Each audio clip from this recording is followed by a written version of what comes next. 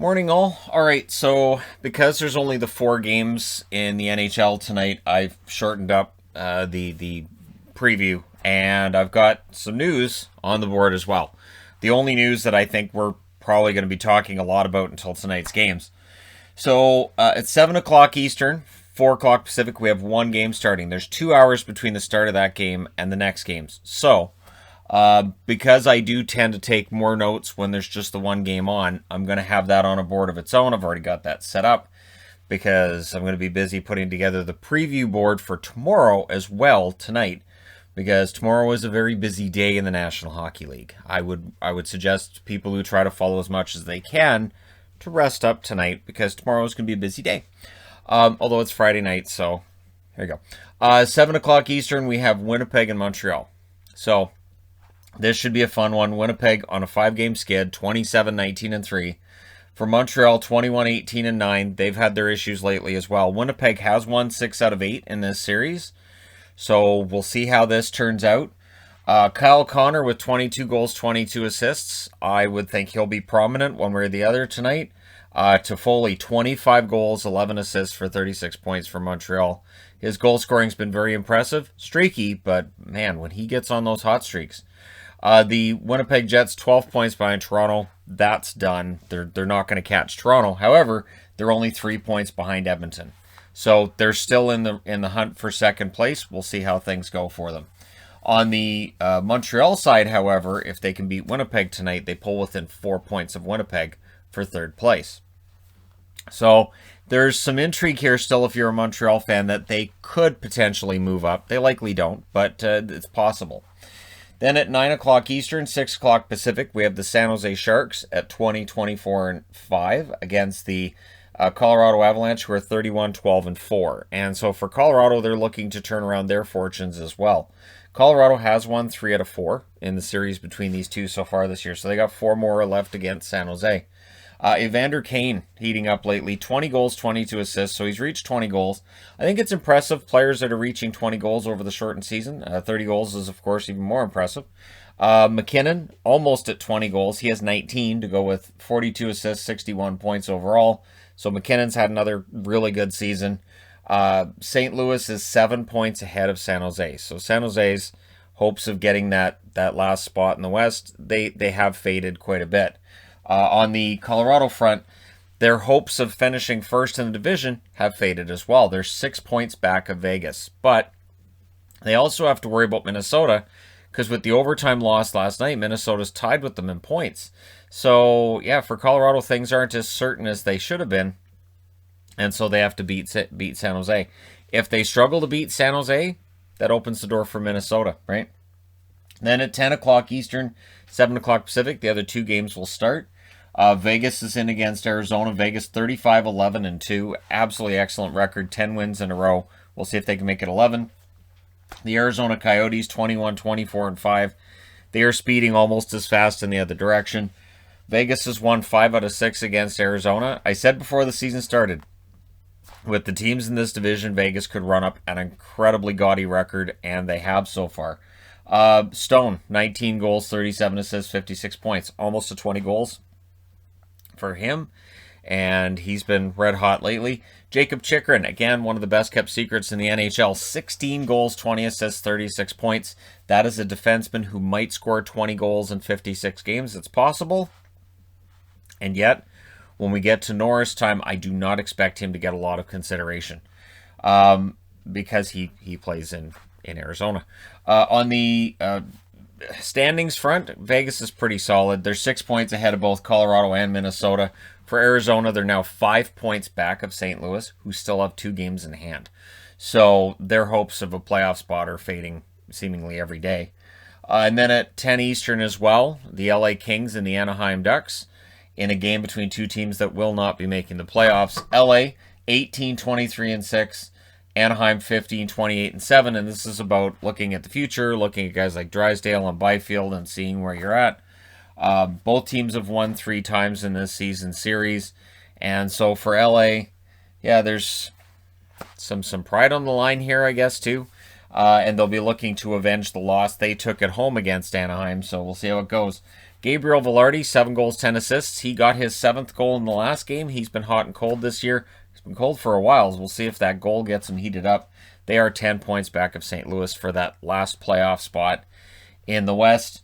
And for Anaheim, Cam Fowler, 5 goals, 15 assists, 20 points. They sit 15 points back of St. Louis. We know they can't physically, mathematically, they're done. They can't make it. But Fowler, really nice goal in the last game. We'll see whether or not he's able to score something like that again in this one. And when we talk about underrated defensemen, I would think Cam Fowler qualifies in that category as well. So let me know your winners for these 4 games in the comment section below. And may the best team win. I'm wearing Colorado because I think, against San Jose at home, they have an excellent chance.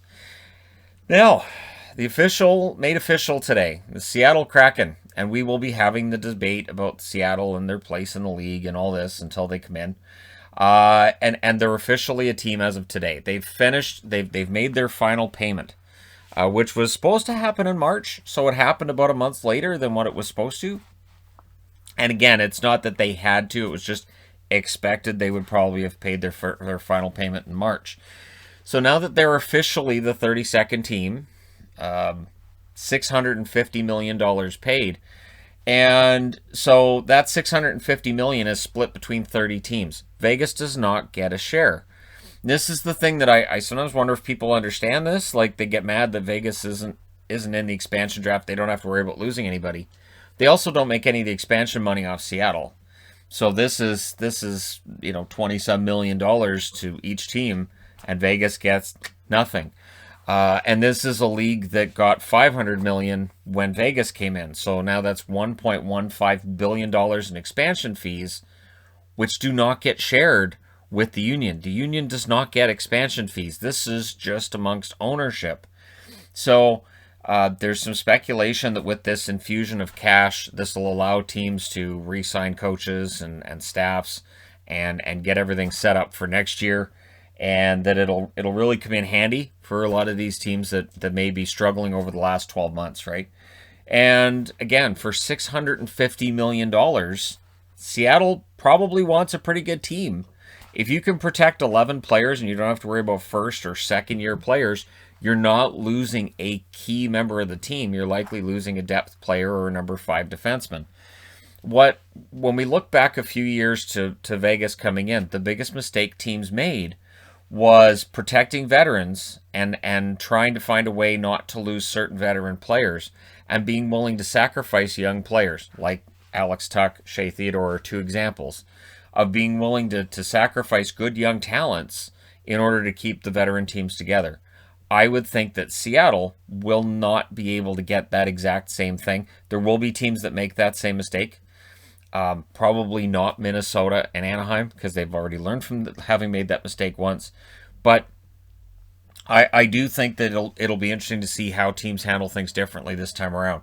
I've mentioned I've done my own just mock draft, and I found that most teams right now are pretty well protected, and if you can get no movement clauses to be waived, teams are in pretty good shape to survive this expansion draft with a lot less pain than we saw with the Vegas draft. GMs were caught off guard by some of that, and so I don't think they will be this time. And as of today, they can make trades. They can sign free agents. So if you look at free agents that didn't get a shot at an NHL job this year, Seattle right now can pick them up. So Seattle is going to be looking to find their way starting today, and it's a lot of money they've paid in order to do that. And so we'll see how things turn out this upcoming fall. And of course, in July they have the expansion draft. Teams will be letting them know their protected lists and all that. But remember, UFAs, if you expose a pending UFA, Seattle can sit down with them from the time that you make your expansion list known until expansion and negotiate an extension with them. So the idea that, we don't have to worry about protecting them because they're UFA, so they'll just come back anyways, not necessarily. And it can be a really good opportunity going to an expansion team, as was shown with Vegas. And not just with Vegas. Previous expansion franchises have done a pretty good job of rejuvenating careers of players and giving opportunities to players who otherwise wouldn't have got them. And we can find examples on every expansion team from San Jose through until Vegas of players that maybe weren't getting a chance elsewhere and excelled on an expansion team. And yes, I can absolutely make a video on that.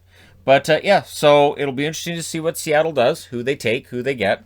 And if you're wondering when are Seattle jerseys going to be available, Seattle jerseys will be available this summer. I haven't got an official word on exactly when, but I know that the plan is for them to be available this summer.